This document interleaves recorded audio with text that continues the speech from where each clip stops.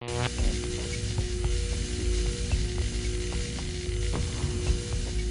my project, I wanted to know what if family members have similar fingerprints. So I took a fingerprint from my dad, my mom, my brother, and I went online and I found out the different kinds of fingerprints, and then I compared them with the fingerprints I took.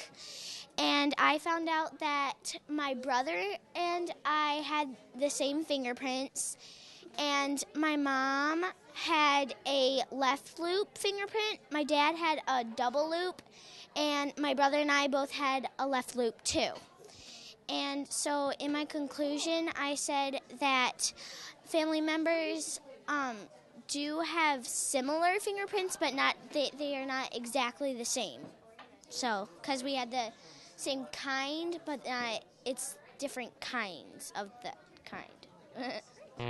Hypothesis. I think the wheat is going to mold faster because how dark the crust is.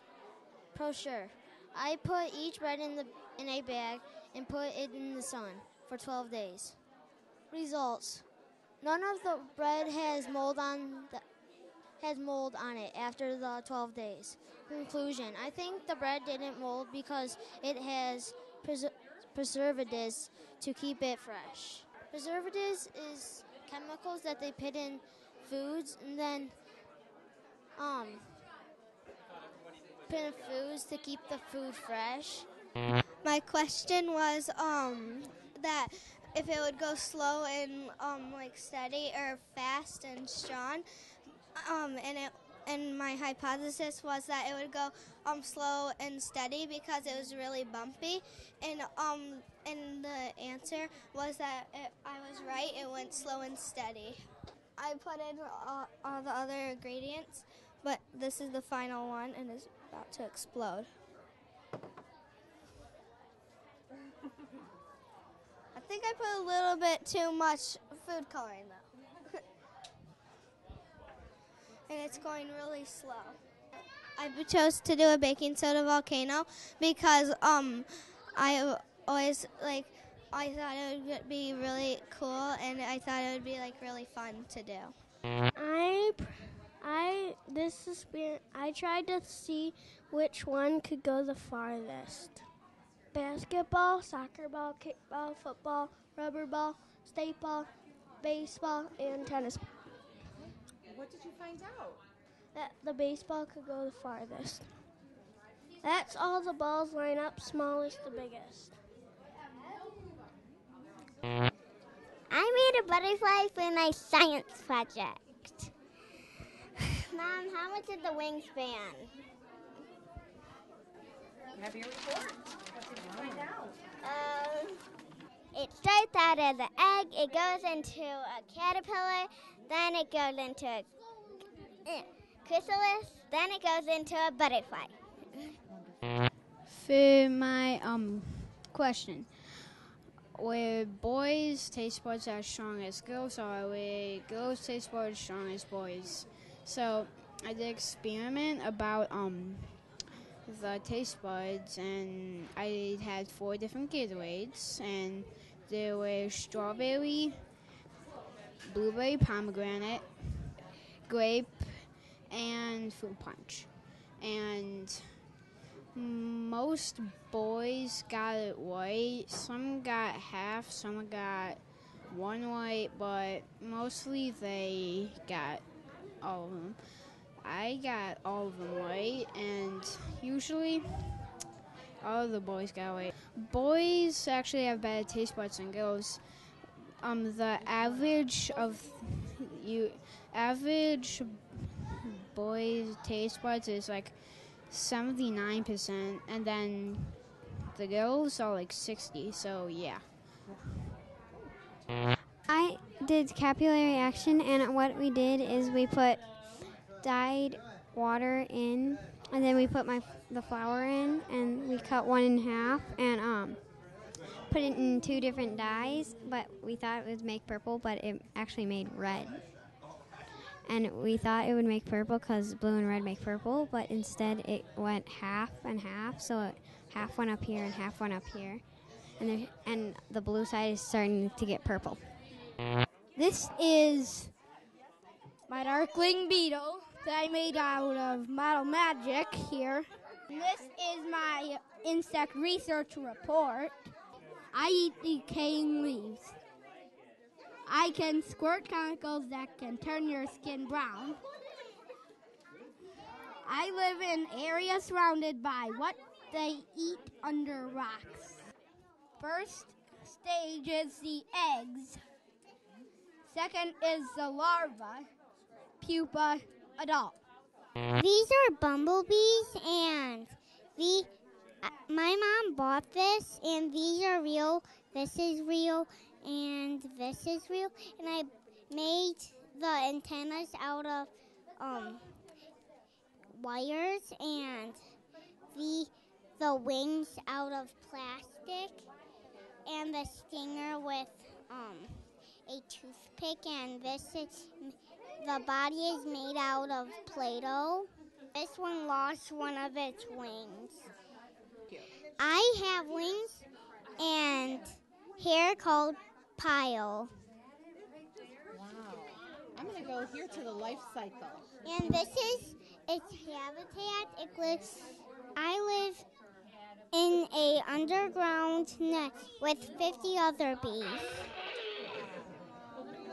My life cycle: egg, larva, pupa, cocoon, adult. This is my science fair project. I made it with my mom. These are my little crickets, and this is my brother's pet Spike, and these crickets don't have wings yet because they're too tiny to grow on. This is the life cycle of the cricket. This is the adult. These are the eggs. This is this guy, and this is like just a littler of these guys. Well, I'm putting like wood for this onto here, so because that's just outside. That's in China where they're putting them in small spaces so they can do cricket fighting. Really? How interesting. My question was, how does a hot air balloon rise? By Daphne Eric. And my hypothesis was, I think that a hot air balloon will rise because of the hot pressure from the fire pushing against the balloon. Then the hot pressure will go out of the hole in the bottom of the balloon and go into the sky. The balloon weighs less than the air around it, so it will rise. I used this to measure the pressure of my experiment. This is the temperature sensor, and then this is a enclosed canister, approximately 2 liters in volume. And then I used this pressure gauge to measure the pressure. My observation was that this canister isn't like a balloon because in a balloon there's a hole in the bottom, and in here there is no hole. And my conclusion is a hot air balloon will rise because of density.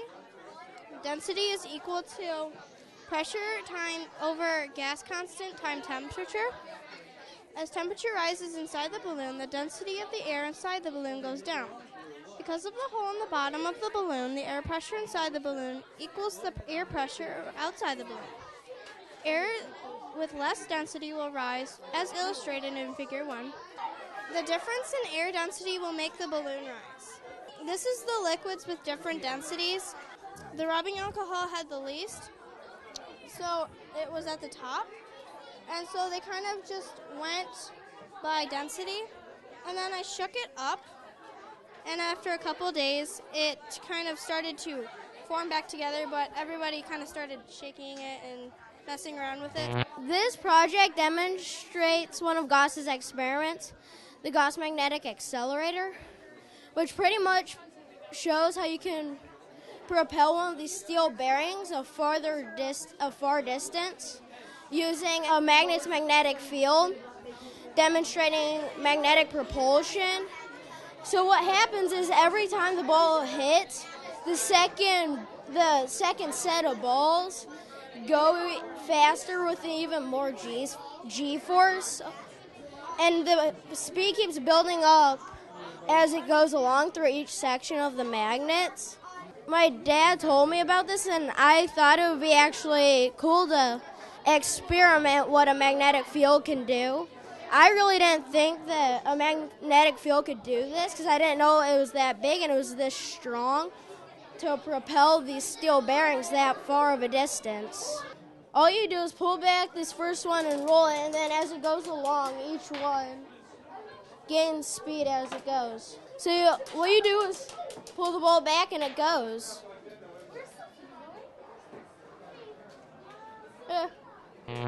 I made this duck, and I glued these feathers on, and I made this duck. It was so good, and this is about why don't ducks get wet. They keep their oil and they spread it out, and with their beaks. Oil on what though? Their feathers. Feathers, and that's why they don't get wet? I'm in kindergarten. Okay. This project is what does a magnet pick up? My science picture is about magnets. To find out what a magnet will pick up, I tested it. I listened that magnet picks up things that are metal. We need it. Tissue, paper clips, bullets, flashlight, batteries, nail clipper, pencil, slinky spoon, paper, scissors, screw, magnets, pennies,